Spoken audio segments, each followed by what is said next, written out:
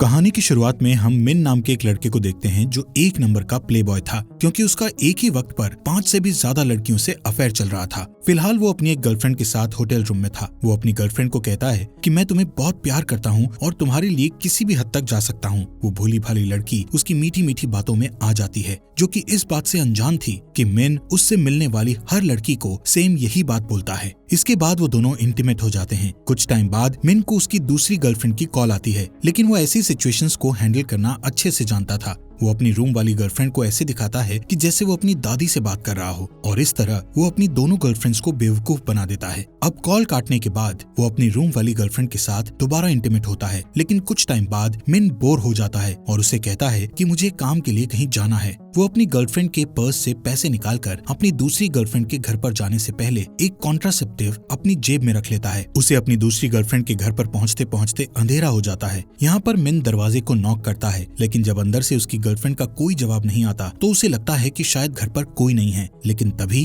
दरवाजा अपने आप खुल जाता है। मिन को ये देखकर थोड़ा डर लगता है, लेकिन वो अपनी लस्ट के चलते रिस्क लेकर घर के अंदर चला जाता है। इसके बाद उसकी गर्लफ्रेंड एक सिडक्टिव ड्रेस पहनकर उसके सामने आती है। ये देखकर वो और भी ज्यादा एक्साइटेड हो जाता है। उसे लगता है कि उसकी गर्लफ्रेंड उसके लिए कोई एडल्ट परफॉर्मेंस करने वाली है, लेकिन जैसे ही उसकी गर्लफ्रेंड को मौका मिलता है वो मिन पर एक बेसबॉल बैट से हमला करके उसको बेहोश कर देती है। इसके बाद जब मिन को होश आता है तो वो खुद को एक डेजर्ट में पाता है, जहाँ पर सिर्फ अंडरवेयर को छोड़कर उसके सारे कपड़े उतार लिए गए थे। कंफ्यूज्ड हालत में वो अंडरवेयर की पॉकेट में हाथ डालकर अपने फोन को ढूंढता है, लेकिन उसकी पॉकेट में एक इंट्रासेप्टिव और एक फोटो थी जिसमें उसकी चारों गर्लफ्रेंड्स एक साथ थी। यहाँ पर हमें पता चलता है कि उसकी चारों गर्लफ्रेंड्स एक दूसरे को जानती थी और कुछ दिन पहले वो सब लंच के लिए एक रेस्टोरेंट में एक दूसरे को अपनी कुछ महीने से चल रही रिलेशनशिप के बारे में सरप्राइज देने के लिए मिली थी। वो सभी गर्ल्स अपने बॉयफ्रेंड को अपने सपनों का राजकुमार समझ रही थी, लेकिन फोटो में देखने पर उनको पता चलता है कि वो सभी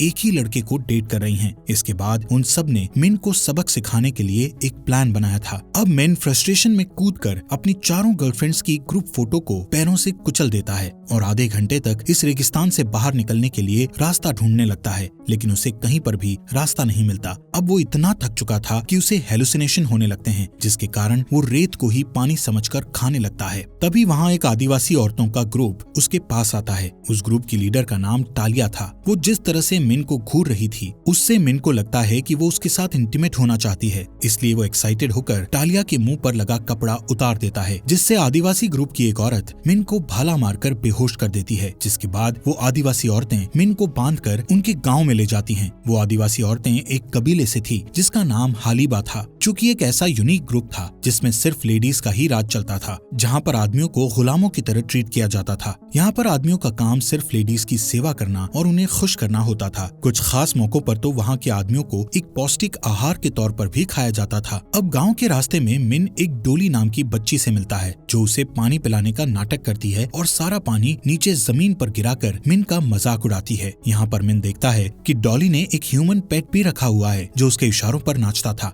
ज्यादातर वो उसके कुत्ते की तरह उसके साथ ही रहता था। गांव में पहुंचने पर मिन को बाकी गुलाम आदमियों के जैसे छोटे से पिंजरे में कैद कर दिया जाता है। मिन अब उसी पिंजरे में जानवरों की तरह फंस चुका था, लेकिन कुछ दिन बाद दोपहर में एक जैंग नाम का आदमी उसके पास आता है, जो कि वहाँ पर मौजूद दूसरे आदमियों से ज्यादा सिविलाइज लग रहा था। वो एक आर्कियोलॉजिस्ट था जो कि उस डेजर्ट में साइंटिस्ट की टीम के साथ रिसर्च के लिए आया था। वो सभी साइंटिस्ट हालीबू औरतों के हाथों पकड़कर मारे गए थे, लेकिन जैंग वहाँ जिंदा इसलिए बच गया क्योंकि उसे कबीले की प्रीस्ट हीला द्वारा खरीद लिया गया था। जैंग मिन को बताता है कि रात को वहाँ पर एक फेस्टिवल होने वाला है जिसमें कुछ चुनिंदा आदमियों की बलि दी जाएगी। रात होने पर जब हालीबा औरतें मिन को लेकर जाने के लिए आती हैं, तो मिन पागलों जैसा चेहरा बनाने लगता है जिससे कि उसे बलि के लिए ना चुना जा सके और उसकी जान बच जाए। लेकिन वो औरतें उसकी इन चालों से बेवकूफ बनने वाली नहीं थी, इसलिए उसको दूसरे आदमियों के साथ स्टेज तक घसीट कर ले जाया जाता है। इस कबीले की प्रीस्ट हिला एक खंजर की मदद से आदमियों के गुप्तांग को काटने से पहले ट्रेडिशनल फोक टेल पर डांस करती है। तभी वहाँ पर मौजूद आदमियों को पता चलता है कि सैक्रिफाइस का मतलब उन्हें जान से मारना नहीं बल्कि उन्हें नपुंसक बनाना है। ये देखकर मिन बहुत ज्यादा घबरा जाता है। वहीं हिला आदमियों के गुप्तांग को काटने लगती है। अब उनके कबीले की परंपरा के अनुसार इस तरह के आदमी को क्वीन के एस्कॉर्ट होना चाहिए,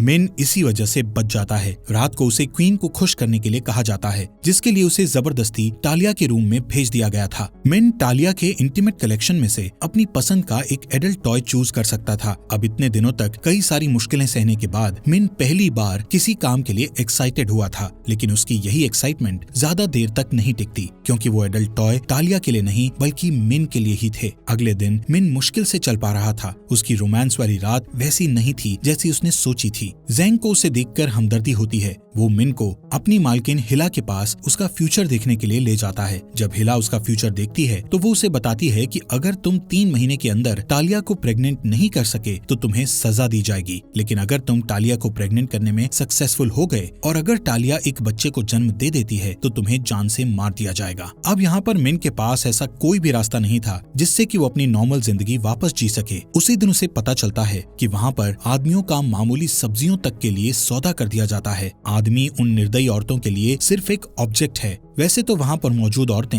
एक हेल्दी आदमी के लिए किसी का खून भी कर सकती थी, लेकिन आदमी के मिल जाने पर वो उसे बहुत बुरी तरह से ट्रीट करती। वहाँ पर आदमियों को ब्रेकफास्ट में पिछले दिन का बचा हुआ खाना दिया जाता था। वहीं दूसरी साइड खाना खाते वक्त मिन जैंग के साथ वहाँ से भागने का प्लान बनाता है। उसे अब उस पिंजरे में बंद करके नहीं रखा गया था। वहाँ से भागने के लिए उन्हें सबसे पहले वहाँ की वुमेन्स का ट्रस्ट जीतने की जरूरत थी। मिन का चेहरा इतना ग्लोइंग था जिससे औरतें उसकी तरफ बहुत जल्दी अट्रैक्ट हो जाती थी। इसलिए वो जैंग को कहता है कि हमारा यहाँ से भागने का मिशन जरूर सक्सेसफुल होगा। वहीं रात को उस कबीले की कमांडर टालिया के पास जाकर उसे उनके दुश्मन कबीले टाइस्डा के बारे में बताती है कि टाइस्डा की सेना उनके गांव की तरफ बढ़ रही है। यहाँ पर टालिया कमांडर को बताती है कि बहुत सालों पहले सभी कबीलों ने शांति से रहने का एक समझौता किया था, जिसकी वजह से टालिया को यकीन था कि दूसरे कबीले वाले उसके गांव पर हमला नहीं करेंगे, लेकिन फिर भी अपने कबीले की सुरक्षा के लिए वो सैनिकों को अपने गांव के बॉर्डर पर भेज देती है। रात को मिन टालिया से अपना काम निकलवाने के लिए उसके पैरों की मसाज करता है। उस मसाज से टालिया को एक नए टाइप का प्लेजर मिलता है। इसी मौके का फायदा उठाते हुए मिन टालिया से हलीबा की औरतों के लिए एक ब्यूटी शॉप खोलने के बारे में पूछता है, जिस पर टालिया मिन को ब्यूटी शॉप खोलने की परमिशन दे देती है। टालिया इस बात से पूरी तरह अनजान थी कि इस ब्यूटी शॉप के जरिए मिन गांव की औरतों का सपोर्ट पाना चाहता है। अब अगले ही दिन से मिन और जैंग एक पुरानी बिल्डिंग को रिनोवेट करना शुरू कर देते हैं और अपनी शॉप बना लेते हैं। यहाँ पर उनकी शॉप पर जो सबसे पहले औरत आती है वो उस कबीले की सबसे बदसूरत औरत थी, लेकिन इसके बाद भी मिन और जैंग उस औरत का एक अच्छा सा हेयर कट और एक्ने रिमूव करने का एक अच्छा मेकओवर कर देते हैं। उस औरत की खूबसूरती देखकर दूसरी औरतें भी मिन की शॉप पर ग्रुप में आकर उससे वैसा ही मेकओवर करने के लिए कहती हैं। ऐसे ही बीतते टाइम के साथ कबीले की औरतों के बीच मिन और भी ज्यादा पॉपुलर होता जा रहा था। जो पैसा उसने शॉप से कमाया था उससे वो टालिया को इम्प्रेस करने के लिए उसके लिए स्पेशल डिनर बनाता है। मिन टालिया को कहता है कि मैं तुम्हें बहुत चाहने लगा हूँ, जितना कि मैं अपने घर पर मौजूद औरतों को चाहता था।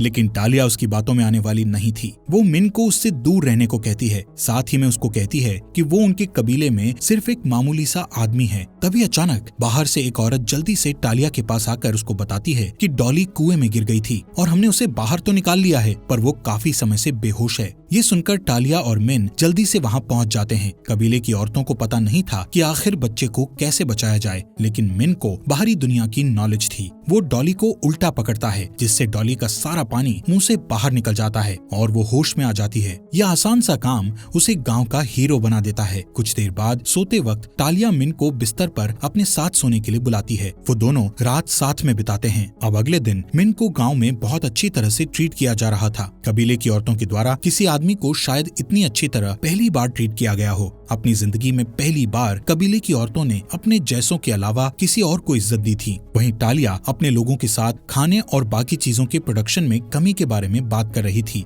वहाँ पर मौजूद कुछ औरतें टालिया से कहती है कि मिन की ब्यूटी शॉप औरतों को काम करने से डिस्ट्रैक्ट कर रही है। लेकिन तभी कमांडर वहाँ आकर टालिया को बताती है कि टाइस्डा की सेना उनके गांव पर हमला करने के लिए बहुत नजदीक आ गई है। इसके बाद कमांडर और बाकी सैनिक जल्दी से बॉर्डर की तरफ टाइस्डा की सेना को रोकने के लिए निकल पड़ते हैं। वहीं रात को दूसरी तरफ टाइस्डा का क्रूअल लीडर अपने ही लोगों के बीच डेथ फाइट करवा रहा था, जबकि लड़ रहे दोनों फाइटर्स एक दूसरे को नहीं मारना चाहते थे, लेकिन फिर भी वो उन्हें एक दूसरे को मारने के लिए कहता है। वहीं गांव में डॉली जिस कुएं में गिर गई थी उसमें टाइस्डा का भेजा हुआ एक जासूस जहर डाल देता है तभी जैंग और मिन कुएं के पास आकर प्लान बनाते हैं कि कल जब दोनों कबीले आपस में लड़ रहे होंगे तभी हम यहाँ से भाग जाएंगे। नेक्स्ट डे टालिया अपने सोल्जर्स और मिन के साथ बॉर्डर पर जा रही होती है, लेकिन रास्ते में अचानक टाइजदा की सेना पहाड़ी के ऊपर से उन पर हमला कर देती है, जिससे टालिया के बहुत सारे सोल्जर्स मारे गए थे और बाकी के वहाँ से वापस गाँव की तरफ भाग गए थे। किसी तरह मिन और टालिया वहाँ से भागकर एक पहाड़ी के नीचे छुप जाते हैं।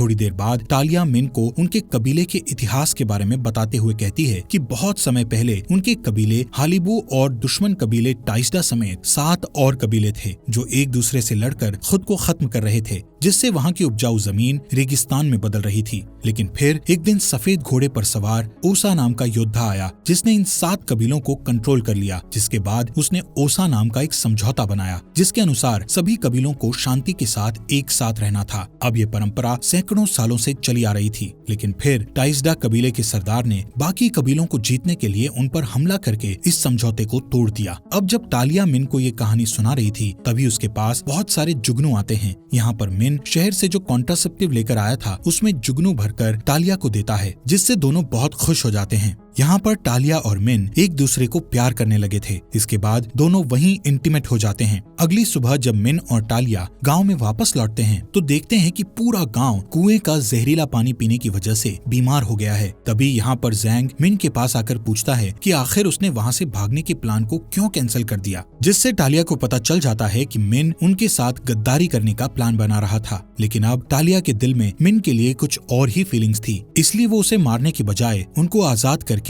वहाँ से जाने के लिए कहती है। गांव से निकाले जाने के कुछ देर बाद जैंग और मिन अपने घर लौट ही रहे थे कि तभी मिन को एहसास होता है और वो जैंग को कहता है कि जब उनके कबीले को उनकी जरूरत है तो वो वहाँ से दूर भागकर उनको धोखा दे रहे हैं। वो जैंग को कहता है कि मैं वापस कबीले में जा रहा हूँ। मिन के इस फैसले पर जैंग उसे मूर्ख कहता है, लेकिन मिन वापस कबीले में जाने का मन बना चुका था और वापस गाँव की तरफ भागने लगता है। उधर टाइजदा कबीले की सेना हालिबू कबीले पर हमला कर देती है और वो उन सभी औरतों को गुलाम बनाने लगते हैं। हालिबू कबीले की औरतें भी अपनी पूरी ताकत के साथ लड़ने की कोशिश कर रही थी, लेकिन वो उनसे ज्यादा ताकतवर नहीं थी। अब यहाँ पर हालिबू कबीले की औरतें हार मानने ही वाली होती हैं कि तभी सफेद घोड़े पर सवार मिन वहाँ पहुँच जाता है, जैसे कि कुछ साल पहले वहाँ पर ओसा ने किया था। वो टाइजदा के लीडर को एक लड़ाई के लिए चैलेंज करता है। अब सवाल उसकी इज्जत का था, इसलिए टाइजदा का लीडर चैलेंज एक्सेप्ट कर लेता है और मिन से लड़ने लगता है। शुरुआत में तो वो मिन को काफी बुरी तरह से पीट रहा था, लेकिन फिर मिन अपनी पूरी ताकत से उससे लड़ने लगता है और अंत में उसे मार डालता है। अब टाइजदा के लीडर के हारने पर टाइजदा के सोल्जर्स अपने घर वापस जाने लगते हैं। वहीं ये हालिबू कबीले की पहली जीत थी। अब कुछ महीने बाद हालिबू की औरतों को उनकी क्वीन टालिया की खबर मिलती है कि वो प्रेग्नेंट है और उसके पेट में मिन का बच्चा है। अब जैसा कि मूवी की स्टार्टिंग में हिला ने मिन को बताया था कि अगर टालिया उससे प्रेग्नेंट हो गई तब भी उसको सजा दी जाएगी। अब प्रेजेंट में मिन एक स्टेज पर उनकी कबीले की क्वीन को प्रेग्नेंट करने के जुर्म में सेक्रीफाइस के लिए खड़ा हुआ था। दोस्तों, हमारे फॉक्स एक्सप्लेनर हिंदी चैनल को सब्सक्राइब करना मत भूलना।